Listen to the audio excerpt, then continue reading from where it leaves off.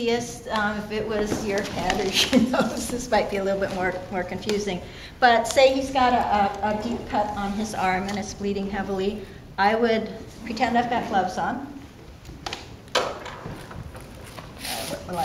So this is my just bag of stuff. So I would put this on and squeeze as hard as I could. You're standing in front of him. Okay.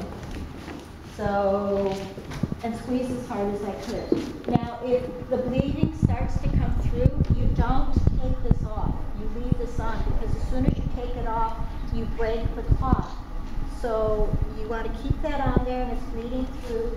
Then I would grab something else and put it on top of that. So if you had nothing else, you might use your own shirt. Yes. And I keep pressing on this. Now, if I was really having a hard time, well, why don't we go ahead and do this? Once you lie down on the ground, I get you down on the ground, I get you down low. And I know you, kind of like in the photo, I know you can't quite see this, but I'm going to put my weight on it. Okay, so I've got his arm here, I got both my hands here, and I'm basically putting my weight on it in order to get some additional pressure on it. Now, if it's still bleeding through, I get somebody, I don't take it off. Again, I add something more on top of it. And you just keep doing that.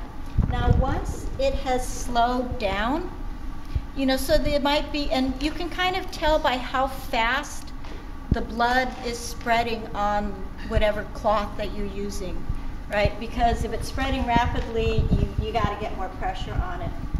As it slows down, it'll start to dry around the edges. It'll start being darker red to brown rather than, you know, kind of the fresh red blood. Those are signs that, you know, so it's oozing around the edges, but it's kind of oozing slowly.